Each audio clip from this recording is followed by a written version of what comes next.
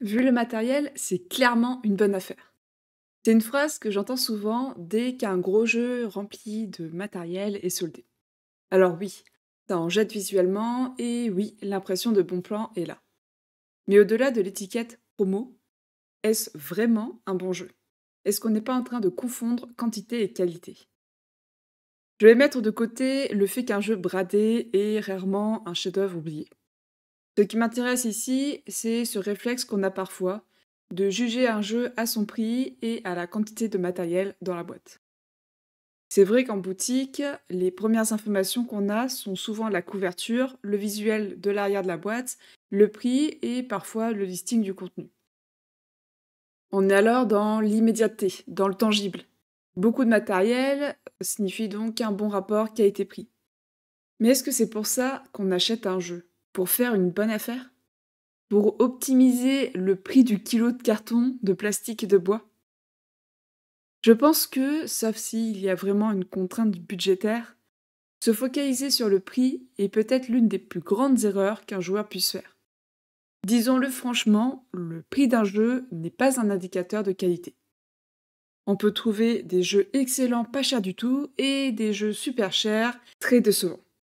Mais si le prix n'est pas un indicateur de qualité, je peux vous assurer que son contenu matériel l'est encore moins. Tous ceux qui ont déjà galéré à manipuler des tonnes de cartes, à les mélanger, des pions à n'en plus finir, à chaque fois à trier et à ranger, ou encore des figurines encombrantes, savent très bien que trop de matériel peut nuire au plaisir de jeu.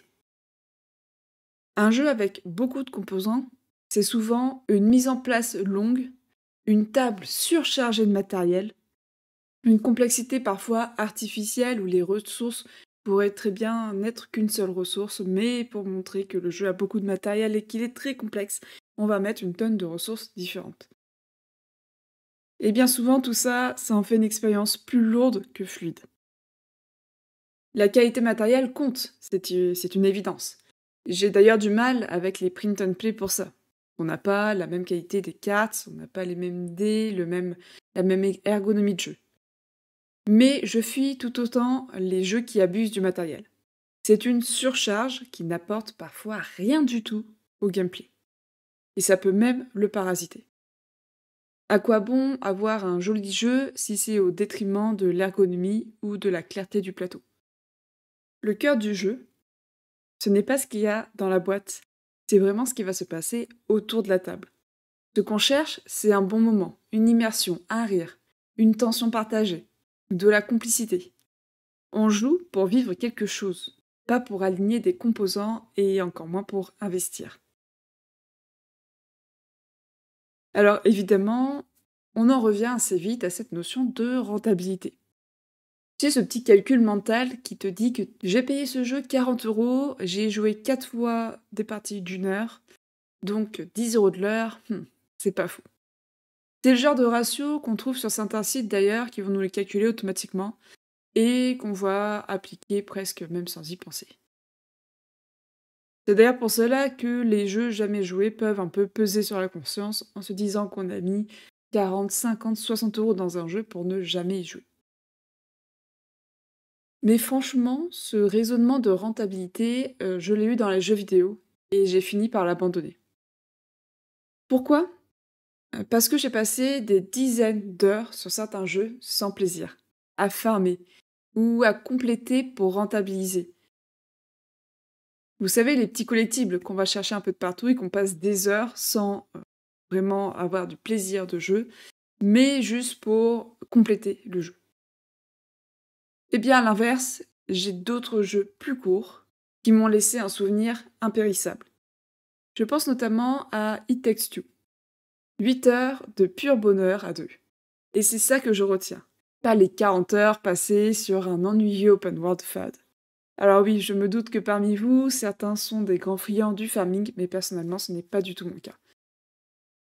Vouloir rentabiliser un jeu, c'est parfois le meilleur moyen de tuer le plaisir. On se force à y rejouer, on culpabilise de ne pas l'ouvrir, et on transforme un loisir en obligation. Laissons cette logique au travail. Le jeu, lui, c'est un espace de liberté, et on doit le préserver. Et puis soyons honnêtes, quand on est passionné, on finit toujours par acheter des jeux à 80, 100, 150 euros, voire plus pour certains. Et pourtant, on le fait sans vraiment regarder la note. Pourquoi? Parce que ces jeux nous font rêver. Parce qu'on espère en vivre quelque chose de fort.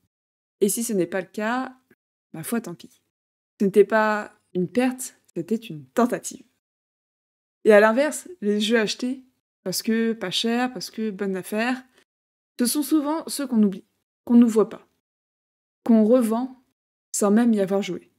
Là où le premier, nous pouvons être aussi bien déçus qu'émerveillés, le second sera tout simplement oublié.